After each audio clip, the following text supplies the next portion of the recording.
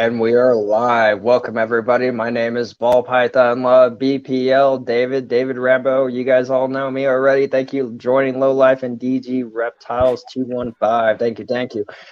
We got 5 in the house so far joining in, but I am BPL. I am the P in the P&E show. I have the Pythons. I'm going to let Josue introduce himself. And Josue? What's going on, y'all? I'm Josue from Josue Exotics, and I'm the E in the P&E show, and I got the exotics. So today we got a special guest for you guys. This Balls of Us, so go ahead and introduce yourself, brother. I'm Roberto from Balls of Us, and I'm from Pennsylvania, and I pretty much just breed ball pythons. Nice. Hell yeah, sounds good. Nothing wrong with that. If you guys haven't already, please smack that like button and share the shit out. Let's get some more people up in here, and we will be doing a giveaway tonight for some Ball Python Love stickers. And by the way, the P&E stickers will be here soon. Thank you, My Animal House, for sharing this shit out. Oh yeah.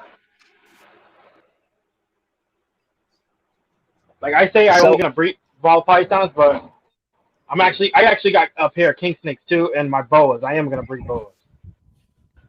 Here's a question for you, actually, from the chat. If only if you want to answer it. Yeah. We're part of PA. I'm in Philly. I'll say the Lehigh Valley area. That's where I grew up. But if you know Allentown, like Allentown's a familiar city. That's where I grew up at. But right now I live towards the country, so I live near like Kutztown, PA. But my wife is from Philly, so I visit Philly a lot actually. Nice. Northeast Philly. It's pretty cool. So if anybody ever needs a snake out in Philly, I'm out there quite a bit. So I always can like transport snake or whatever. That's cool, man. So you are breeding, right? Yeah. Yeah, I got 2 clutches right now, and I got 2 clutches in the oven right now. Okay, so with that being said, can I know the first clutch or the second clutch, or there's what before you answer though, are those something you're trying to keep back and see what you produce first, or is there something you're wanting to hit and you would like people to know so they could hit you up, for after 6 weeks or 6 feedings of being with you, they're good to go, It all depends. So like right now, I think I got 12 eggs in the incubator. Hoping to hit like all the genes, at least 2 females that have all the genes, for holdback. The rest of the clutch would be for sale. Pretty much these next couple of clutches, a lot of it is going to be just for holdback. I mean, I am going to have some available for sale. It's literally just to build up, I don't want to say my inventory, but just my collection. So, yeah. Like, I got a male, like the male that I bred to like 3 females is a spider, a super pastel, pinstripe. So I got him going. So like if I get a couple females that have his genes plus the other females' genes, hoping to hit a lot of super enchies. I mean, I should have at least a good dozen available.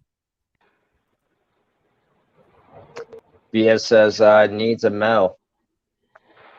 If anybody out there has a male, let them know. Oh yeah.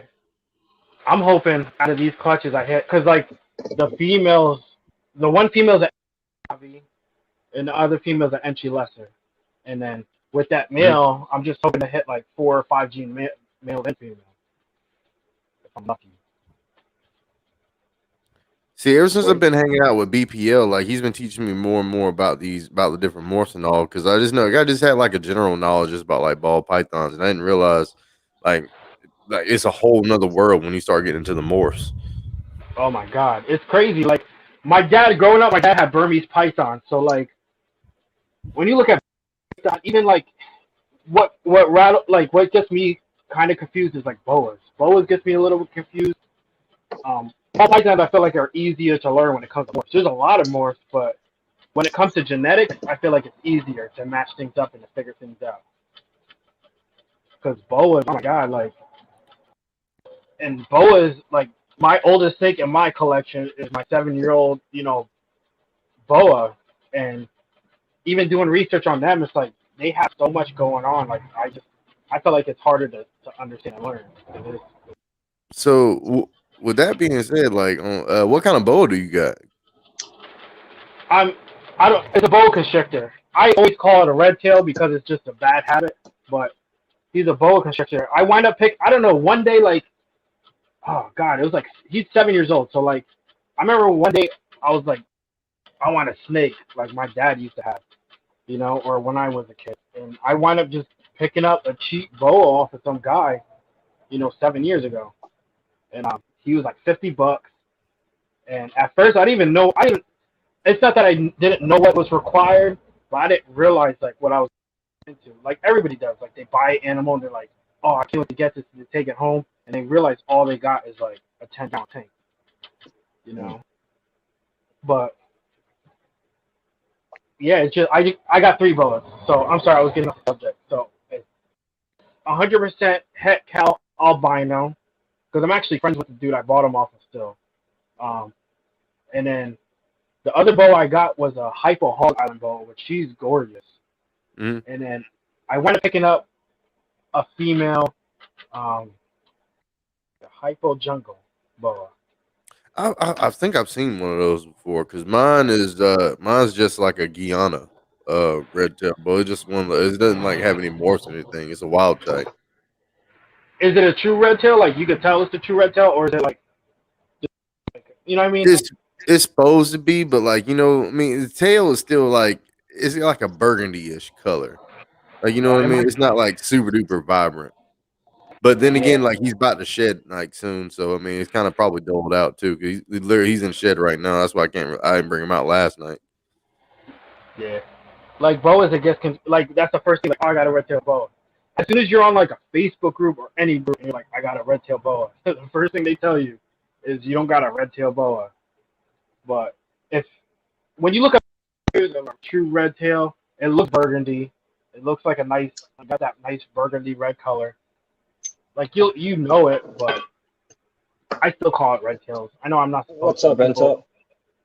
I definitely want to get another one. I've been looking at because there's the Central American one looks a little bit different. I like that one, but then like you said, that hypo jungle, I seen those, and they had I think it was like a raptor or something like that. I seen like on Underground. I was looking at recently. I think it was like a raptor gene or something. Yeah, I heard a raptor. Like the only thing I want to do with mine is I want to get an albino, but then I want to get a hypo albino. Like they're really cool. Oh well, with God. The hypos, like what do the hypos look like? Are they just they take out the black of the snake? So like I watched a video. Oh man, what is it called? Boa University? No, Muscle Boa University. And he said that he was interviewing a guy, and they were like, the way you could tell that you either or a good hypo is you count the saddles from the end of the tail, 4 saddles, and if you see the black disappear after the 4 saddles, that's how you can tell if it's a true hypo or not, or a good hypo. But yeah, when hypo, I think hypo and albino, or another one I wanted to get was the not a jungle, it was a leopard boa. Things are gorgeous. I think I've seen that too. Like those things, man. Freaking awesome snakes, man. You throw hypo to a left, it's almost like a straight up red snake. It's crazy. But they're pricey. Damn. So can we see one of the ball pythons? I'll bring out the Nope, not him. So this is the one I felt like I got real lucky. So I'm a Star Wars fan. I wind up meeting on Facebook. There's a group, the Jedi. Are you guys there? Oh. Yeah, no, we put you on solo so people watching right now can see the snake a lot better. So I felt like I got real lucky. I wind up joining. I don't know. I forgot. Oh no! Somebody posted a picture of it was like a stranger Jedi, yellow belly, some kind of crazy snake. And I was like, damn, I need that. And you know, I'm a Star Wars fan, so I'm like, I gotta look into that. And I got lucky with some guy. His name is Mike Sinka. He hooked me up with a Jedi male yellow belly, and it's only 2 genes. But what it does is it throws hooks into the dorsal pattern, and then you can see what it does to the alien heads. It kind of like just whacks them out. What's dope about this dude, like yellow belly, yellow belly causes blushing, but when you see this snake in person, like all that blushing is straight up stop. Like it's like gray. It looks straight up gray. He's a really nice looking snake.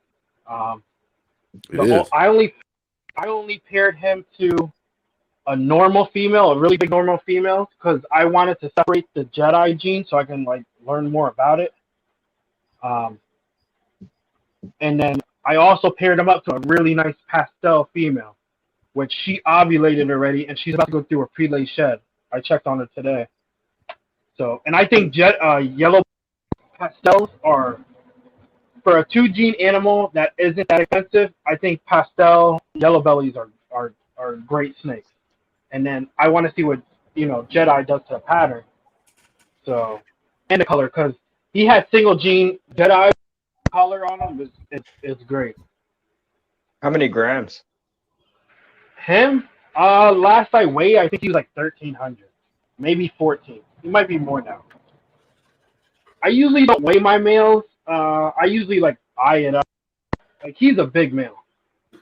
Yeah. He's a good. He reminds me a little bit of Odin. Like my cinnamon male has pretty much the same, like body width and length, and. But it's crazy because it's night. Like it's one of those things. Like when he sent me pictures of this guy when I wanted to buy him, and when I got him, it was like night and day. I'm like, wow. It's like, and I almost passed him up because I got cold feet when I was gonna buy that product, or the Jedi project. Because I was gonna buy a Jedi female, which I wasn't too crazy how the female looked, but the males that he had were like really nice. And looks great, man.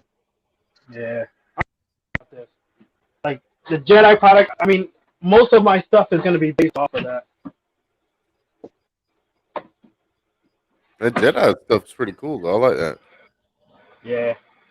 So I think it's still in the early stages because the came out with him was his name was like Barry something.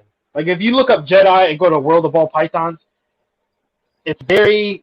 I want to say Barry White, but I don't think that's right. But I know the first name is Barry, and maybe the last name is Barry. And when you look at the Jedi gene, I just feel like you can make better examples of it, and once you make better examples of it, and it gets out there more, and I think it has a lot of potential. Right on. I'm like obsessed with OD, and I feel like OD was the same way. Orange Dream is beautiful, though. I do like the Orange Dream. Yeah, I got like 4 or 5 orange ODs in my collection. Actually, maybe even more. But ODs is the same way. Any supers? Any supers? Yeah. No, that's my plan. It's funny because like the dude, there's a local guy that has a super orange dream, and that snake looks phenomenal. And he sold me a pair of snakes. He sold me quite a bit, and he keeps on asking. He's like, "Hey, did I sell you that super?" And I'm like, "No," because sometimes like guys can't even tell if they have a super or not because it depends on the quality of the OD. Interesting. But yeah, so like it's funny because that female he sold me, like I can't tell if it's super OD or not. I don't think it is. It's hard to even tell if it's OD. But I got a female that's pretty much, well, she's almost ready. I don't like to breed out 1,300 grams, but the orange up her size is crazy. But then some people post on Facebook, they got an OD, and the OD looks like, man, it looks okay, but you can't even tell it's OD. You think it's like a browned out pastel. But mine don't look like that. So, yeah, so you question. What's up? No, I say, so you question, like, do I got a super OD or do I got a regular OD? No. I was just wondering if you picked one up, because you said you like the OD, so I was just wondering if you maybe picked up a super OD along the way. I I don't know everything in your collection, man. Like, Not are you into recessives or no? even like clown stuff. Yeah, like Clown, Pied, Sunset, Monsoon, anything like that? I would love to get Monsoon, but I just know that's not a reality for me right now. You know, the price tag on it. Yeah. But yeah, like clowns, I got a visual clown female I'm growing out. I do got het clown stuff. A lot of the het clown stuff I got is 100% het clown. I got a male that's a leopard fire. I'll pull him out. So like, this is my leopard. He's 66% het clown. But I grabbed him because his pattern, his color is just, to me, is nuts compared to others. And his head stamp is what. I like that one a lot. Yeah, he's. Well, I grabbed him. Leopard stuff. Leopard stuff is another thing. Like, you can't beat for what you can get leopards for. But he was a dope snake. This is another one I got from the dude up north. He lives in Lee Height, and his name's Craig. He hooked me up with him. There's a question for you. It's on the actual screen. Got any clowns for sale? Not yet. I'll have het clowns. I got an import female that I was breeding a clown to because she's an import that like 100% het clown. But no visual clowns yet. I can't afford. It's expensive. Not even when I think it's expensive, no matter how far along you are in the game, to buy a clown female. You know. I have a clown male. This one. Like, all right, I'll pull out my clown. This is the only visual clown female I got. Oh, that's beautiful. Good Lord, look at him. And I think she got spot nose in her. And the only reason I think she got spot nose if you compare her to pastel clowns, and plus it was in the pairing. So when you compare pastel clowns to pastel spot nose clowns, it's very hard to tell the spot nose that's in the clown when pastel's in there. Because I feel like pastel masks a lot of morphs. And pastel spot nose clowns versus regular pastel clowns, you can see the black on the alien heads becomes more solid versus the spot nose clown kind of breaks it up. And then the same thing with the like the pastel clown, it will have more black that connects on the nose, or the pastel spot nose clown will have more. No, the pastel clown will have more that connects on the nose that's black, and she doesn't have that. So I bought her as a pastel clown. I got a decent deal for her off of Morph Market. And Gorgeous. Yeah, I like that one a lot. That's cool. I think she's like So maybe you're pretty much saying killer clown spot nose. killer. That's somebody suggested that she might be killer clown, but then I had a couple of people said that she definitely looks like she's Well, killer clown is just clown pastel. That's killer clown. Yeah, no, killer clown.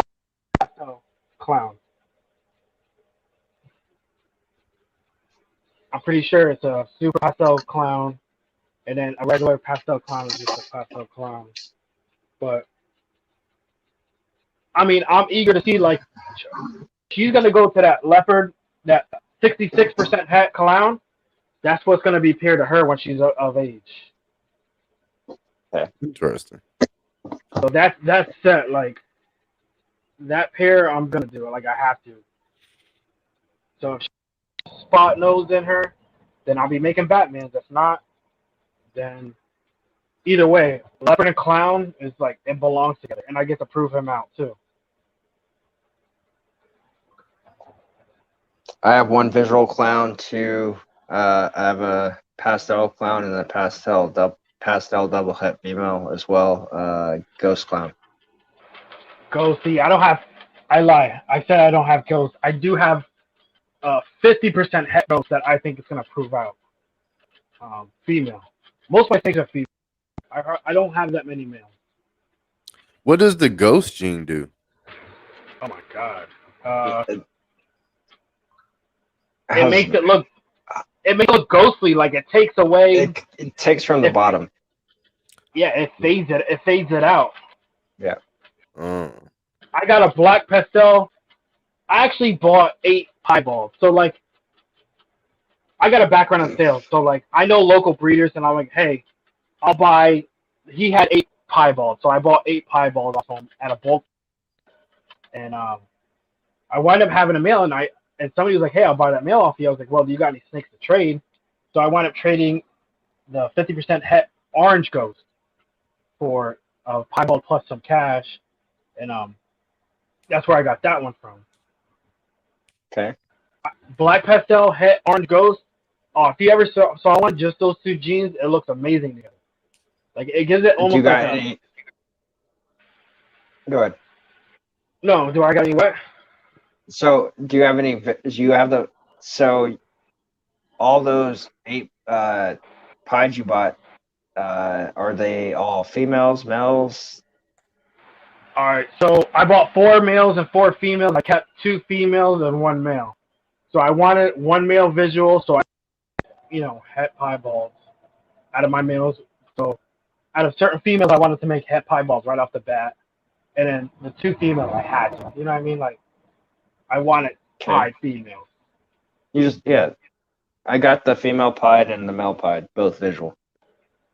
And then I got my banana inchy 100% het pied. But I don't know how you are with the pieds though. So you like a higher white, a lower white, medium white? You know what? For me, it's like a 50-50. I like the high white, but I also like the low white. See, mine are super low white. Like my male has 1 ring that goes around him towards the end, and my female has pretty much the same thing. Like I like the pattern more because I got the bell recently, so super Mojave. So stoked about that shit, dude. She's a female as well. Yeah, super or bells. That's my next year project. My bells, but pieballs. I like my 1 female. I'll pull her out. See, that's what I was going to ask you. You had like a bell because that's the one I'm interested in because I only have 2 like ball pythons myself, but both of them are normal. I like the normals because I like the wild type in most of my animals and all. But the bell and then the banana pied, that was the other one we were looking at the other day. I like that one a lot. Banana pied. I had a chance to buy a male banana pied from a dude that I bought other stuff from. It's funny because when you're in this game, you get a lot of people that they buy snakes and they can't house them or they can't keep them. So like I got a normal female, she's huge that I bought off of him, and then you know what I mean? Like he had a banana pie, then he's like, hey, do you want the banana pie too? But I wind up not grabbing a banana pie because I already have it. And I mean bananas are cool, don't get me wrong, but I'm just not. That's not my focus. Yeah. But here goes my female. This is one of my female pies. Yeah, see, I like that one too. See, that's cool. I like the patterns and all on it. So, being like pied, is it just like a normal pied, or is it? How does that work? This is just a pied female. Oh yeah, yeah. A regular pie.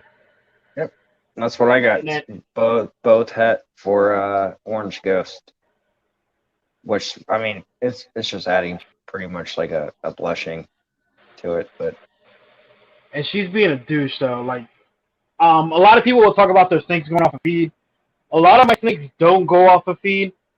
She even want to say my snakes went off a feed. She just once she hit 700 grams, not even stop eating. Like I feed my just snakes for a little bit, like one feeding, and then randomly I'll throw a rat in there and she'll eat it. But it'd be like it's just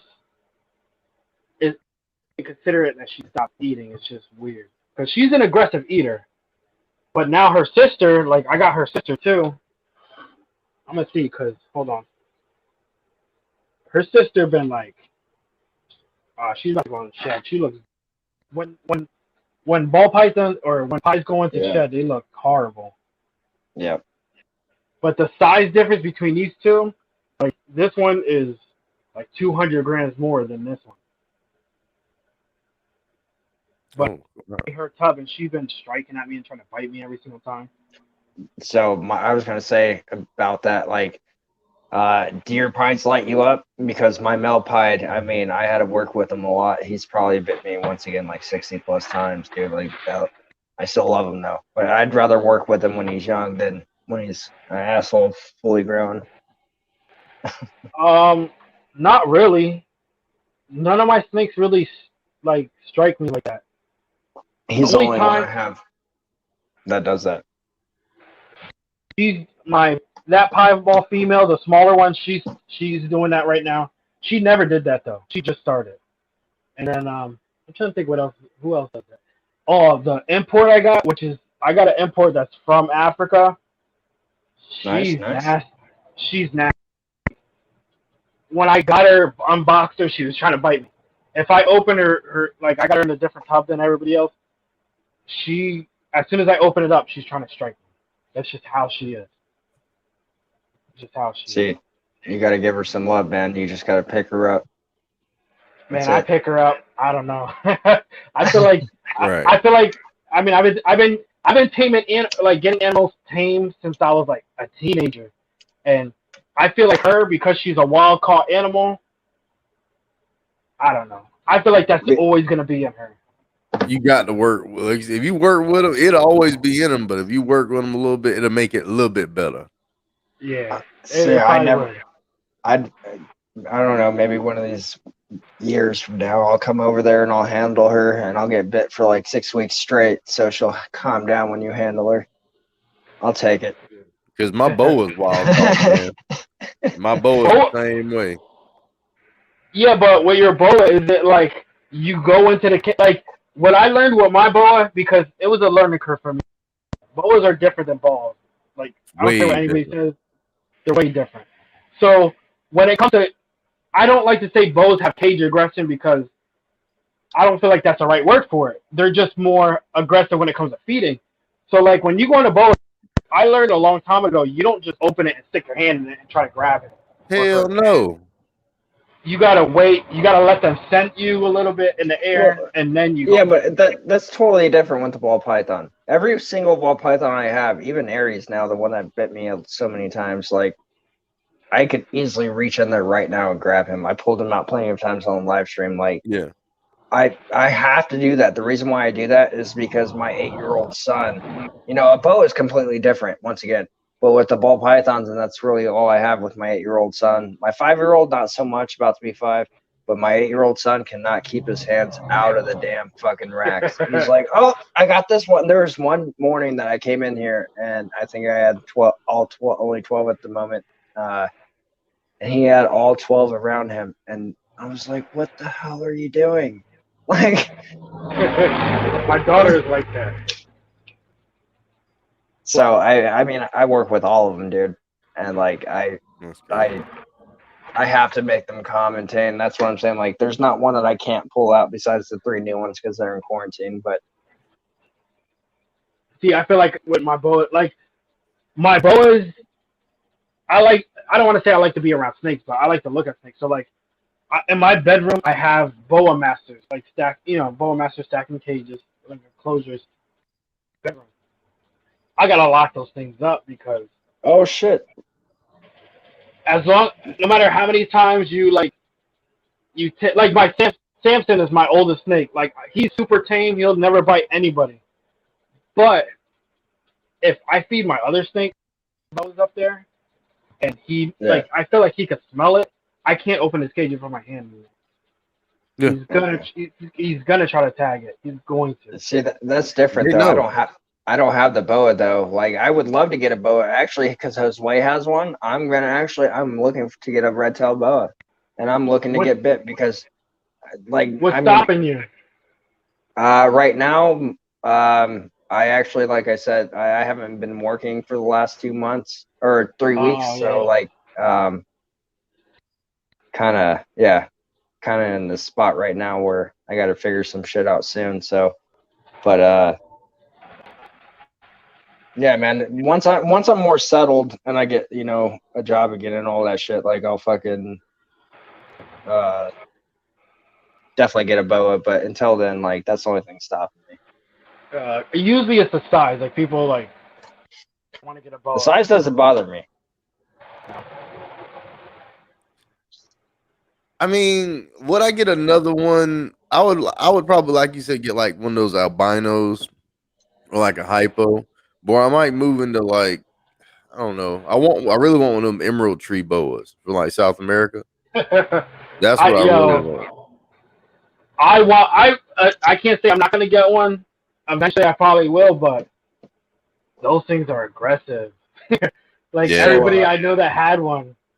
So really quick, go ahead. Everybody had one. Badass snakes, man. So they are. We're about at that point now, so we do this twice a night, every night. Josue, you do one, I'll do two, and I'll hand it back to you to do three. On the, you know what I'm saying. All right, shout out time. Gotcha. All right, guys. So as you know, normally throughout the show, we like to give out some shout outs to all the people that come in and watch our live streams. And these are all people that we watch too on YouTube, and they're awesome YouTubers all on their own. So first up on the list, we got my boy Bpl Ball Python Love, super cool guy. He's the host of the P&E show. He's the P, and as you know, I'm the E. So you definitely need to go check him out if you don't check out anybody else. And you also need to go check out My Animal House and Iron Dog Reptiles.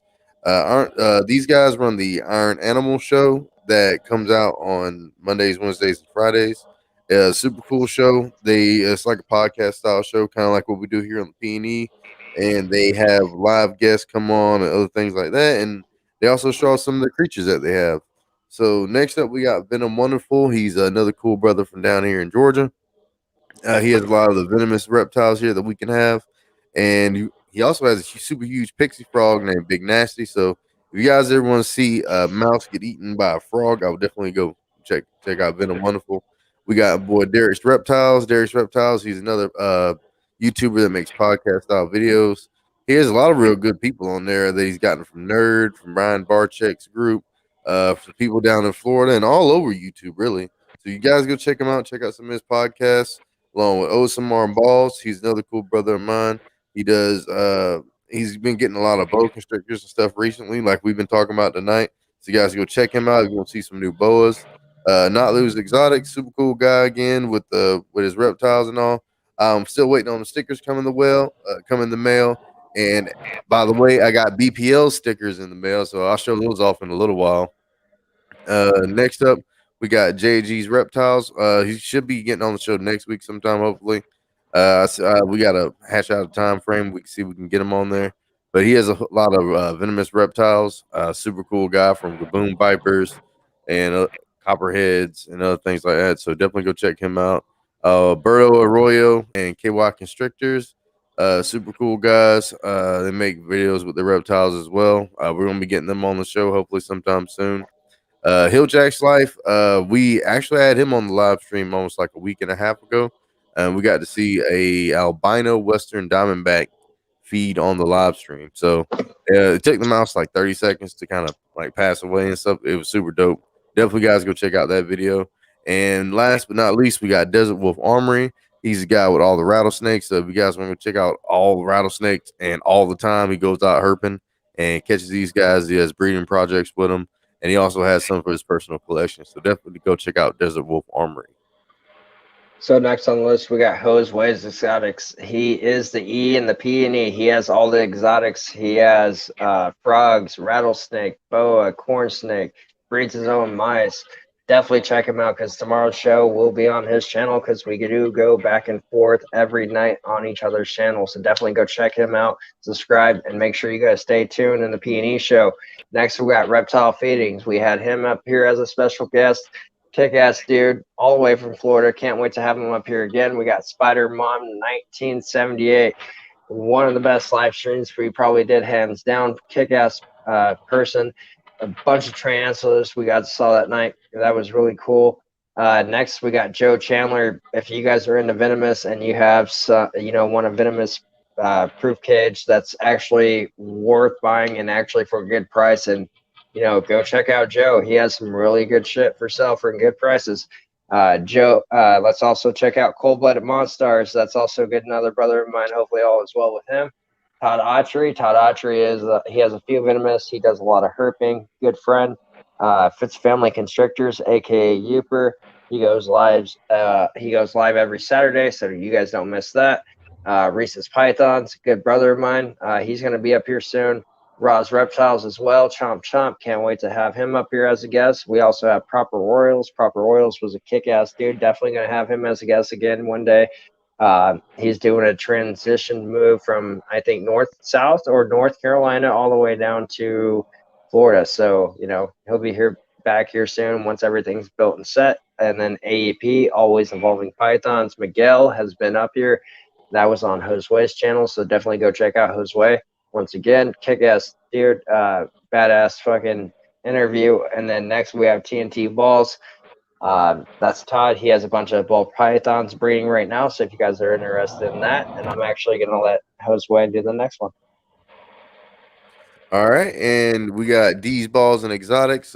D's Balls and Exotics was the interview that we had with all the Burmese pythons and stuff out there, so that was super cool interview. I got to see a lot of my dream snakes in that one because I'm really in love with those Burmese. I want to see some retic too, so hopefully we can find somebody with some reticulated pythons we can get a good look at.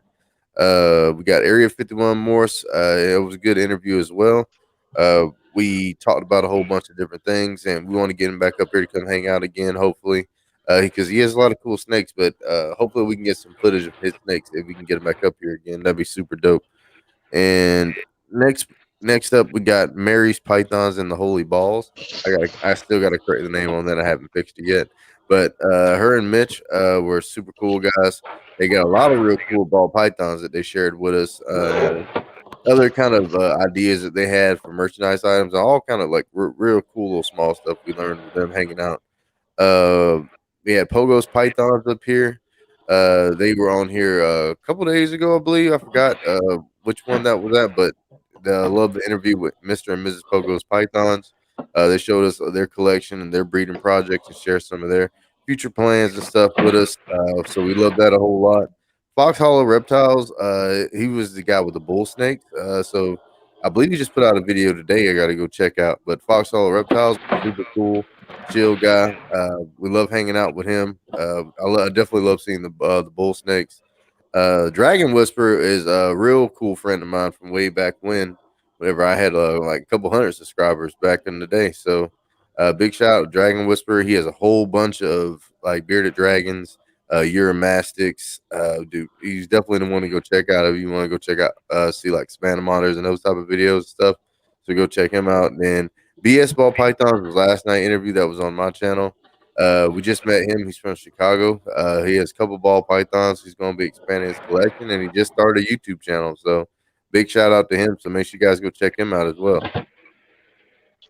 And next we have our Cash App and Venmo. So if you guys want to donate to myself or Josue, that's my Cash App. That's his Venmo. Once again, anything you guys donate, it doesn't matter. We appreciate it. It would go towards stickers, T-shirts, and other things that we decide to get done along the way. But we would appreciate it. And I'm going to let Josue do the next one. And as you guys know, if you don't want to donate to the Cash App and stuff like that, you can also donate through the Patreon. But on the Patreon, we also going to have special videos coming on there for you guys. It's going to be a $5 tier that gets you just access to the Patreon, where you get to see all the videos and things we're going to be going on there. We're going to be releasing our new snakes and animals on there first on Patreon, then you'll be able to see it on YouTube later on. But we're going to be doing all that first on Patreon, and we're also going to be doing posting some other like small videos here and there other than just interviews. So that way we can give you guys some more additional content. There is a $15 and a $20 tier. These going to be a little bit more for the live streams. So you get to. I was going to say they are going to change, and we're going to add some new shit, and we're probably going to drop. I think we should probably leave that 15 like for merchandise for them to get it, and then we'll talk about this watch. Yeah, sorry, man. Yeah, so we do got those tiers as well, but like I said, we're going to be having some more stuff added on to it so that way we can give you guys a little bit more for that. So definitely, guys, go check it out and check out the Patreon. Oh, yeah. By the way, what's up, Reese's Pythons, brother? Hey, just gave you the shout out too. It's Family Constrictors. Uper, what's up, brother? Oh yeah, thank you for joining. Tonight's special guest. Also tonight, his link is in the description. That's Balls R Us. Definitely go check him out. Cool ass dude and showing off some badass snakes. And there's one in his hand right now. My albino. Yeah, I wasn't even having plans for albino. It's just one of those things like I said, when you get into this game, I feel like people are like always emailing you or texting you like, hey, are you interested in this snake? Because I don't really. So I wind up picking up this albino female, which she's like 1,300 grams right now. But it's one of those things like, I was like, why not? The albinos are always beautiful though. Oh my God. Any breed of snake, an albino is like, I feel like it's one of those things like, if you're a serious breeder, collector, you're going to want an albino version of whatever snake that you got or you have or you collect, you know? Mm-hmm.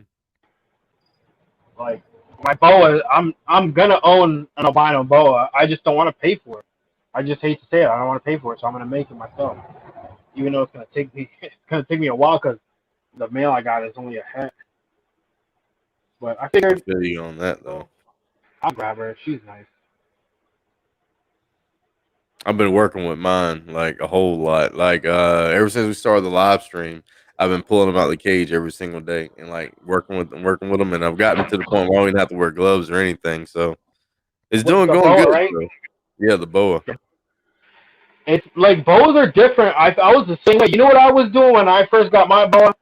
I read somewhere, and it's crazy because he's 7 years old. So like 7 years old when I was looking up information about him and for him, like and things like that, it changed so much. Like back then, they used to say when you feed him, take him out of his enclosure, put him in a tub somewhere or some kind of other enclosure and feed him. That's like obsolete now. Like they say, don't do that. It's stupid, and it is stupid. I learned myself like that's a stupid. But back then, what they used to say, and I don't even know if they say to do it now, is throw your shirt in their tub or their cage or their enclosure to get your scent off of you, so they don't think you're food, so they bite you. I was doing that for like maybe like 6 months. I would like wear a shirt all day, take my shirt off, throw it in his tub, and then let him smell me because I didn't want to get bit. But that's what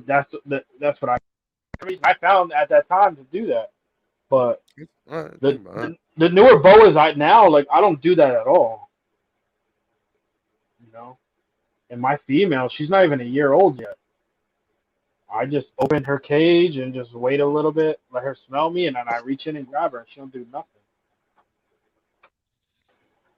Because I think mine should be getting close to the 2-year range. It's probably like a year and a half, 2 years old. That's how my other female is. I got a female. I bought her. It's funny because like right now I got, I don't know, 1, 2, 3, 4, 5.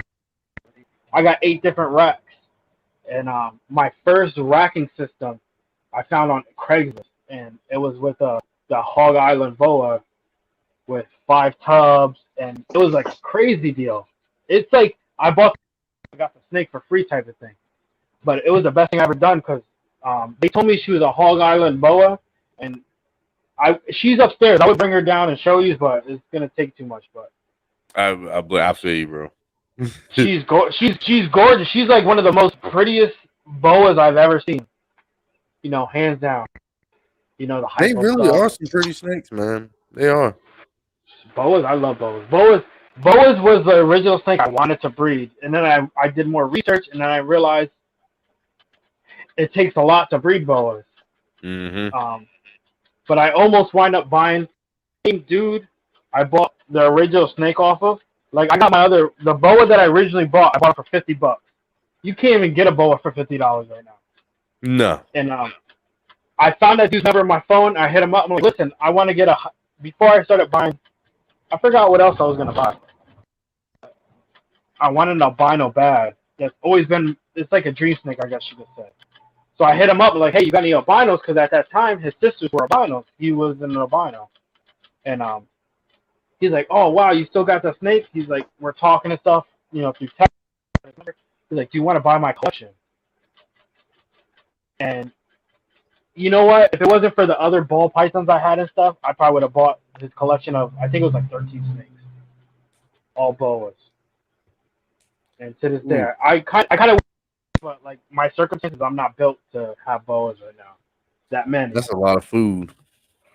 Yo, you know what's funny though? I breed a lot of rats, and I don't have enough boas to feed off my extra large jumbo rats, and it's driving me crazy. Absolutely crazy. You have no idea, because you breed. You said you breed rodents, right? Rats. He breeds mice. Mice. So like it gets to a point. Like I see them, like I kind of like, I guess I get attached to them a little bit. So the older ones that I'm breeding, I'm like, damn, I don't want to like transition them out to feeders. Like I don't want to do that. That bothers me a little bit, because I love animals, and I think that's what my problem is. Like I bought the one dude up north that I was buying snakes off of. He has, his house. I don't even know how his wife lets him do it. Like every wall in his house has racks. Like it's crazy, and he sold me 10 rats, and I still only fed my Samson 2 of those rats. The rest of the jumbo's been the ones that I've been, taking out and rotating them out of my collection.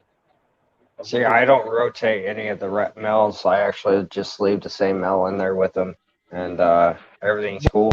Females, because my problem is my females, they stop producing as many babies, so it's like, all right, I don't know, you're only making 4 or 5 babies, like it's gonna start hurting me when it comes to feeding my other snakes. Each one of mine, their first litter so far has been at least like 12 minimum. So I'm like satisfied. If they give me anything under 10, I'm like, I am sorry. It is the end of your time. That's how it is, man. Like it's some females, like I got younger females that just produce like, I don't know, like 7 babies. Oh yeah. That doesn't bother me. It's when they get older, then they're like, damn, you're getting fat, like you're about to have babies, I'm not gonna let you go. And then all of a sudden they have babies, and it's like they gave me 4. It's like, damn, you're nice looking, I really don't want to do this, but you gotta go. So now it's like I got one boa that could take jumbo rats like that, but it's not enough to like rotate my stuff out, because I don't feed him like that no more, because he's 7 years old. And my other female, she's aggressive. She's aggressive eater, but she's same age as your boa. What, a year and a half? Hit 2 in July. She's not big enough to do that yet. You know what? I'm actually gonna go grab Odin.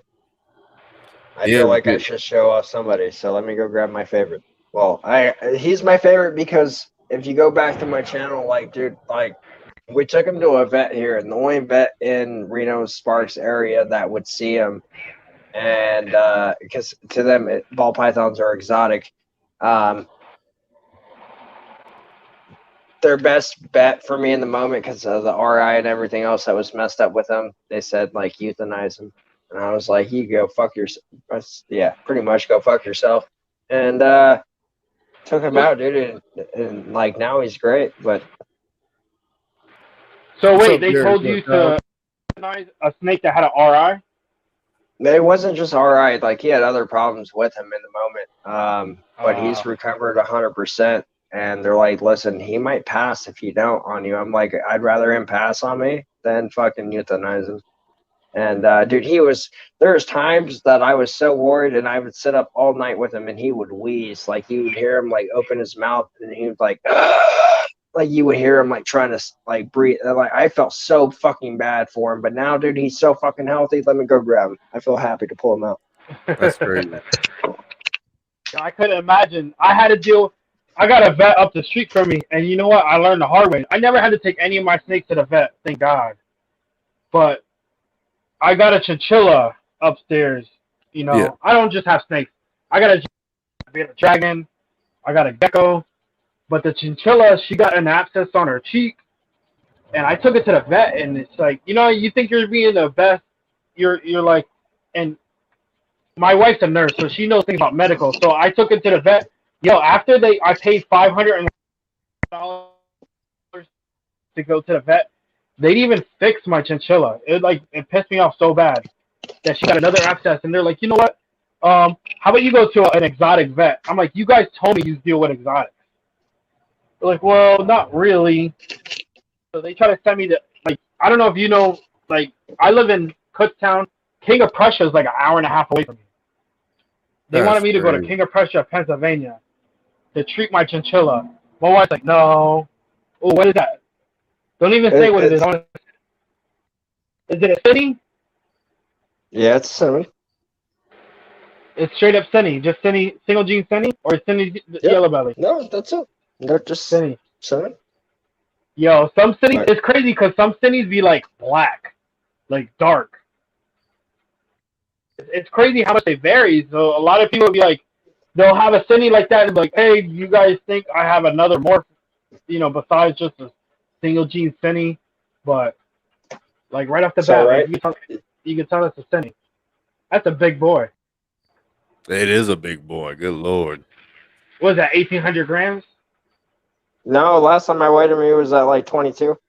He feels heavy as 22. shit. He just, like 4 days ago, he ate like a pretty much close to a large rat. But this is the one that had all the problems. So I want to actually exit out of solo.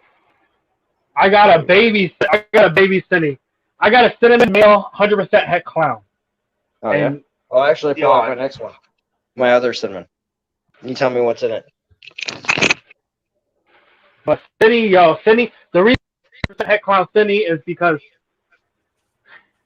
I can't remember if I got him in a group deal, multiple snakes. Because that's what I try to do. Like, if I see a breeder local to me, and, you know what I mean? Like, everybody wants to get their snakes out the door. So, I'll take, 4 snakes, and I'll give you this much for it. And sometimes, a lot of times, because I know, not to lowball them, they'll hook me up. So I got that Cinny male, and I'm gonna pair him to a black pastel to make some 8 balls. Dark snakes to me, I love dark snakes. I love them. I love bright snakes, but dark snakes, I love how the dark snakes do it. For sure, because we got to see some blackheads a little while ago. I think I just got a blackhead. And when I say I think I got a blackhead, it's because I also like buying snakes that people are not guessing, but that's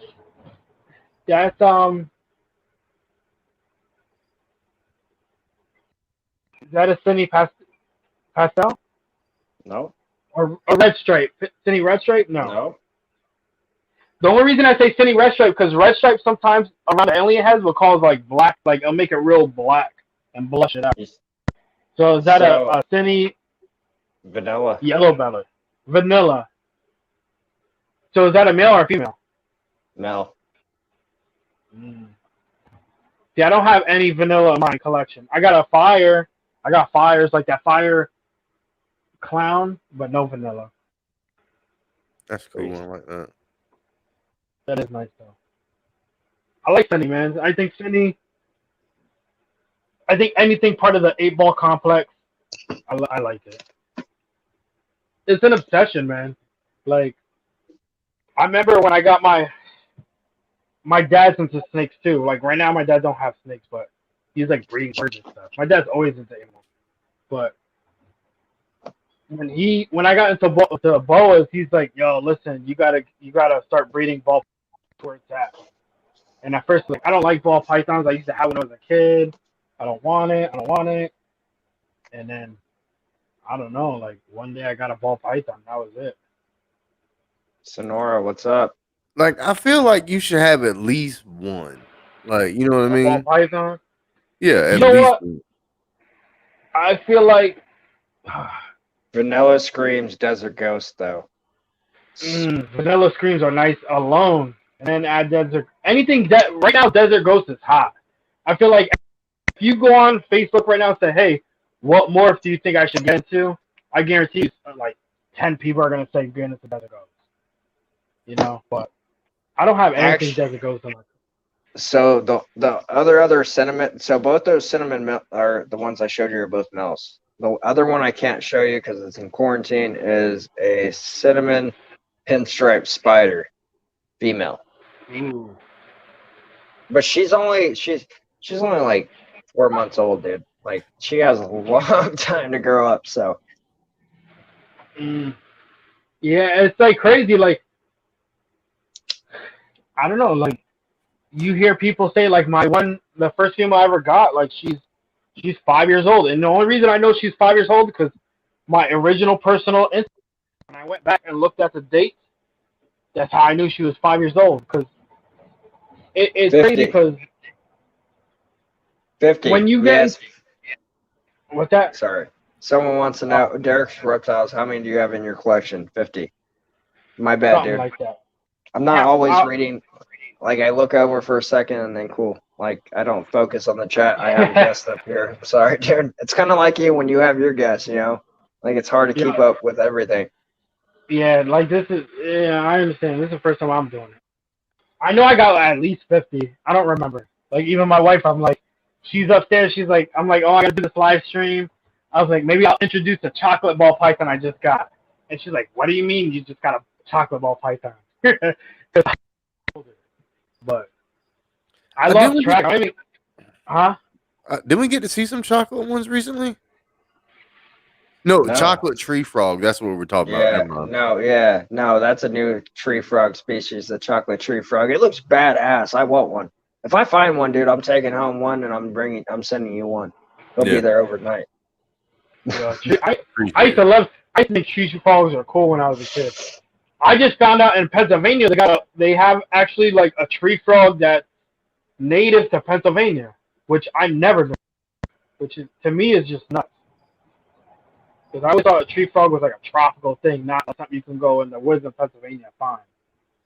Because we have like, well, I don't know about up that far north, but we got the green tree frog, and then we got what the dumpy. We got a leopard frog. Not a leopard frog. There's a barking tree frog. Yeah, barking tree frog. See, the chocolate one that we're talking about, that's only been found in Asia, so I doubt Josue and I will get one anytime soon. Yeah, see, like I never knew that. Like to me, I never knew that. You know, I remember as a kid, I used to like help my grandmother in the garden, and maybe that's like where my reptile thing came from. But I remember flipping over rocks and like helping her dig stuff up and finding newtons, like little newts. I haven't found one for like 20-something years now, you know? And it's like, I don't know if it's like, it's just getting that bad in our area that you can't find newts or any type of local amphibians or reptiles like that. Like, I don't know. Well, even so, like, 20 years ago, everything was like completely different. The whole landscape was completely different. Yeah. You know what I mean? Yeah. Like, because that's the same way, like, here where I'm at, like, because I seen a coral snake, I'm pretty sure, like, whenever I was a little kid. But that was back in the day whenever there was more woods and things around. There was more of a wooded area than what is more of a mini metropolitan area. Like, you know what I mean? So, I mean, it makes a difference. Yeah. They're tearing shit down left and right, dude. There's apartments going and houses going up crazy here. Like, so many people are coming to Reno, Nevada, and I fucking hate it. Like, no offense to everybody out there, but like, the traffic has gotten crazy, dude. And now they're rebuilding the freeway, like it's all cut off on going on to like I-80 to 395. Everything's all fucking jacked up. Like, man. Yeah, it's like that everywhere. They're building all kinds of stuff. My neighborhood, there's signs everywhere saying don't build a warehouse. Like my area towards that way, towards Allentown, it's nothing but warehouses. Amazon warehouses, any warehouse you could think, Bimbo Bakery, juice factories, whatever, Pepsi, anything. Now they're trying to bring it up this way, and people are just like, they're just so fat with it. And I don't blame them, you know? Where's all these animals going to go?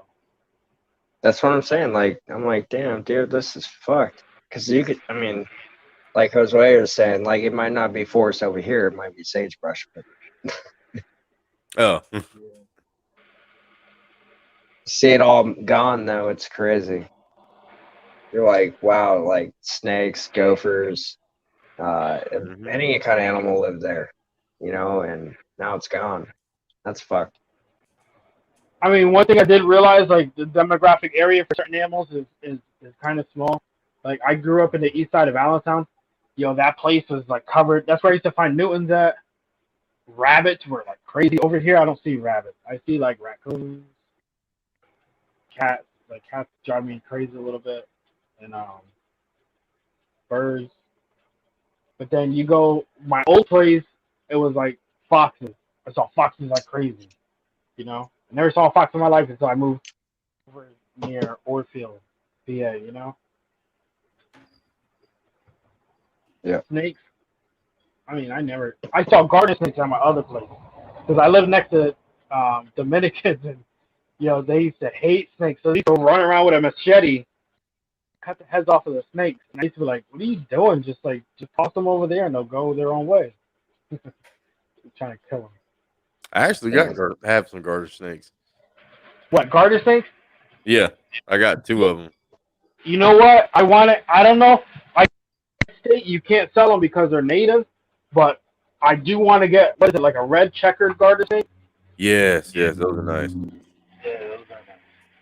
Those I want to get one, but that's like one of those things. Like when I get my own snake, like I got like this room is just mine, but once I get a bigger facility, once I get a nicer facility, oh man, I want to get all kinds of stuff. And it's nice because like you got to have space for those animals and stuff. Oh my god, you do. It's not even that. Like you got to be with right now. Like I was married before. My ex hated animals, so that's what restricted me from breeding sooner than what I wanted to. But my current wife, like she supports me big time. Like, you know what I mean? Like, I really want an ARS rack. She's like, go ahead, order it. So I got an ARS rack coming. You know what I mean? Like, I would have never got that with the other person I was with. And that's something I've been wanting to get into is like rack systems, because I've been really wanting to get one like myself. Because I mean, dude, they save a lot of space, and like that open up the whole wide array of like stuff that I can get. Yep. Because I see people keep a lot of stuff in them things. You know what? Like, it's funny because it gets confusing when you first get into the rack system. So like, first thing with boas, I built my own first boa cage. I built it I used to work for a construction equipment rental company, so we used to get a lot of stuff in. I used to come in these like oversized, weird, big crates. So I turned that into my snake cage.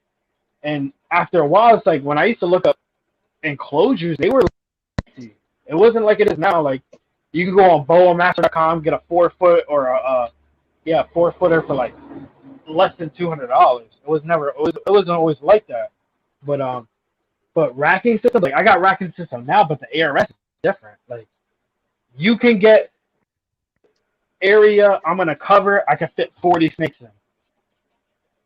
I got 40 tubs right now in my room, but that takes up almost the whole wall.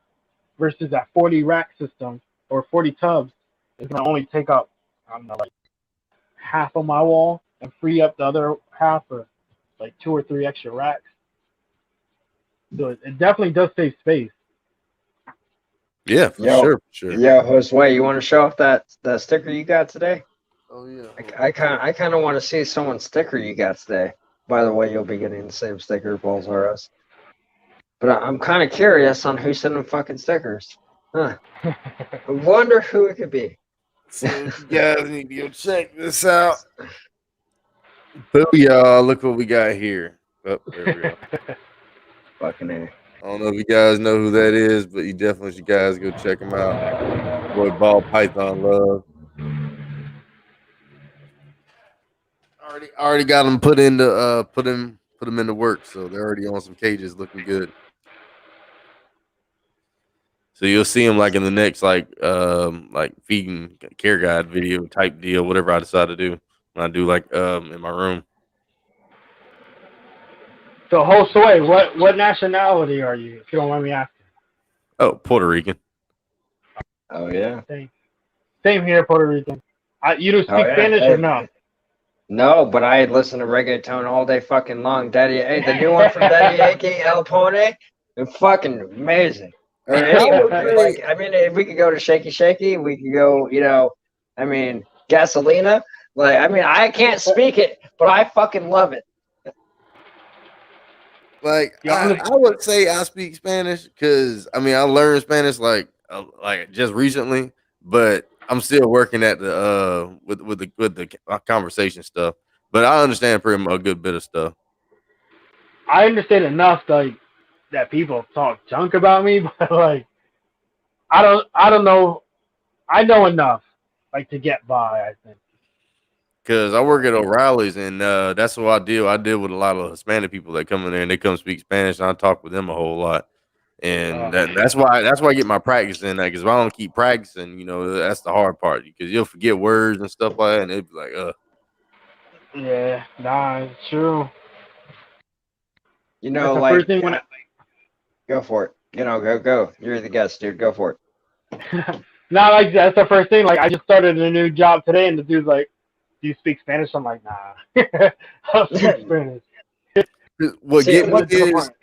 What get me is like I'll understand you, but the first thing I'll tell them is you got to speak slowly to me. Like talk to me like you know, like I'm kind of slow or something. That way I can understand what you're saying. Because then all of a sudden he starts speaking, you know, spouting it off real fast. I'm like I'm lost. But that's how it is. Like when you speak to different nationalities, like Spanish they speak fast. Excuse me. But oh man, my Dominican neighbors, I couldn't understand. Like they would speak so fast. It's like I don't even know how like they even each other because it's completely just, like, different beast. Yeah, it's like Jose and I have talked about. Yeah, no, Jose and I have talked about Puerto Ricans to Dominicans because you know there's that whole. That's like I don't like an old rivalry. Like no matter what, you're not. It's just how it is. Yep. Once again, I'm not Puerto Rican at all, but I love it. Like, I love the food and all that, dude. I can't wait. We're actually going to go in the next year or two to Puerto Rico. Get me started. My wife and her daughter, which is my stepdaughter, is Puerto Rican, and I cannot wait, dude. It's going to be a kick-ass time, and fucking A. Man, you don't even know the half of it, man. Because like the first thing is like, dude, if you ever had tostones, you need to have some of that. This is June 13th, right? Did I say that? Yeah. Oh, no. Is it on June? When is? I said that wrong. I know is it the 11th? See, right now because of drinking, I can't remember. But Puerto Rican Day. It's coming up in June. It's here very soon. I know that.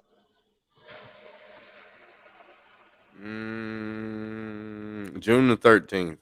I was right. June the 13th. Bam. See what I'm saying? Like, that's how much I cannot wait to go there. Like, I hope we go next year on June 13th and I'm there already and fucking party the fuck up. Yeah. Yeah, that's one thing I'm grateful for. Like, how to make all kinds of Spanish food. So, like, when it comes to rice and beans and stuff, like, I make all that in my house. Oh, man. It's something about the rice and beans thing, man. I love it. Anything. That's all I eat: rice, beans, and fried pork chops. Tostones. My mom makes like potato balls and all that stuff. Ugh, man. I forgot what they call the potato balls in Spanish though. They call them the canes de papa. Ah, okay. I don't speak Spanish, but when it comes to food, I know exactly. Like I know how to say what it's called. And then you ever had that mofongo? You know what? That's like the one thing I never had. Boy, that's some good stuff too, boy.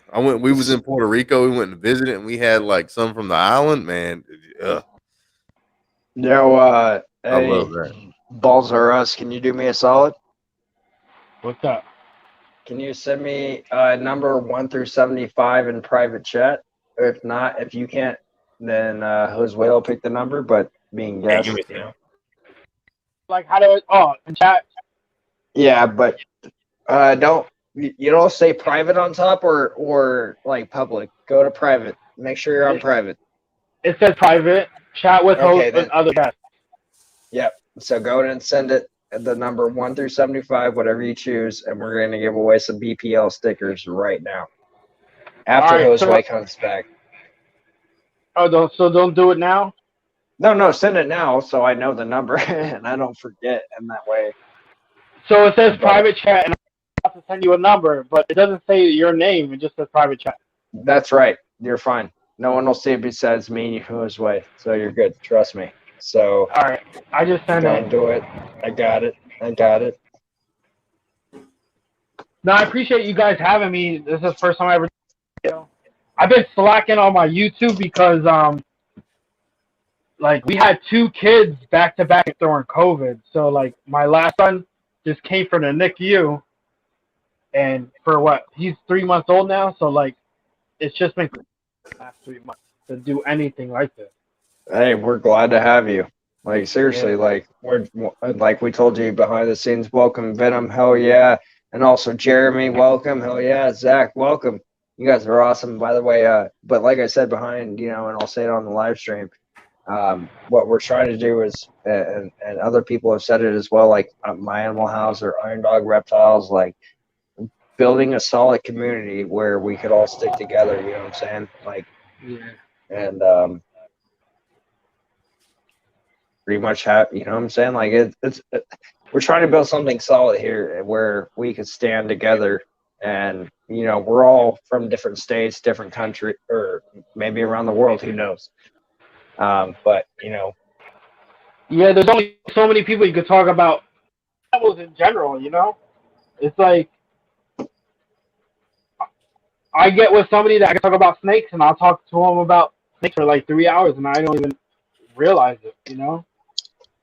So we got the number, Josue. You want to drop the sirens, and we're going to give away some BPL stickers, 1 through 75. All right. Let me get back. I'll be back 1 second, guys. Yeah, you're good. Yeah, take your time. You're good.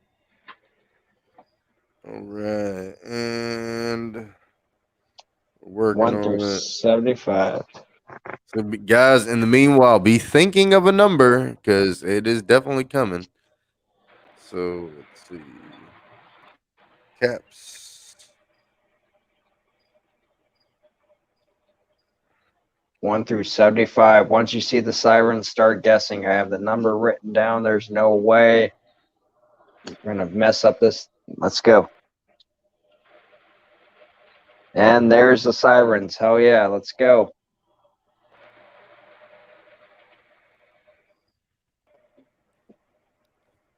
Do do do do do do do do do do do do do do do do. Oh, there you go. I wasn't expecting that shit right there. Switch Right it on. up on him. Came out of nowhere.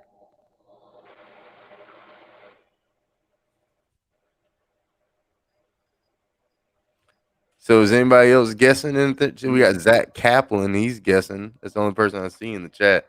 We only got 6 watching now. Everyone's leaving. What's going on? Come on, you want to win? Like, we go live every night, guys. Why aren't you hanging out? 1 through 75. Well, everybody's on Kurtwood's channel.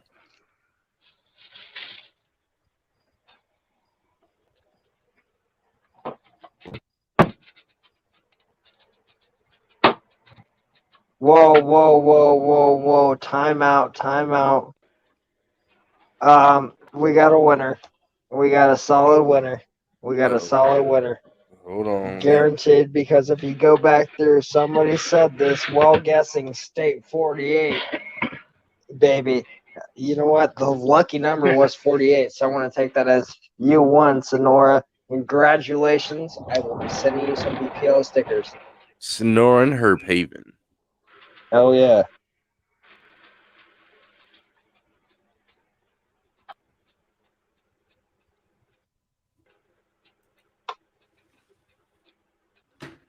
But it's all good, Dragon Whisper. Yeah, that's probably what's going on. I mean, it's all good. But the thing is, like, we need to be focusing on getting new people coming to the live stream, not just having, the same old people. I mean, it's cool to have the same people come watch the live stream and all that, but you know, we got to stay ever expanding and ever growing. So, See that? Yeah, we don't. The reptile community will never be strong unless everyone knows, like, we all stand together. Listen, we all have our own ways of keeping our animals, especially ball pythons. Some people have racking systems. Some people use tubs. Some people use glass enclosures. As long as you're able to maintain the health of the animal, then do it. But that's all it really comes down to. Just make sure the animal's healthy, that you're doing a great job. And at the end of the day, some people are going to be like, you shouldn't do this, you shouldn't do that. But at the end of the day, is the animal okay? Yeah. If it is, are they healthy? You see crazy everything. I feel like. Go ahead. No, you go ahead. Now I was like, you just see with ball pythons. I feel like out of all the reptiles I ever kept, besides bearded dragons, I feel like ball pythons are like people critical of them.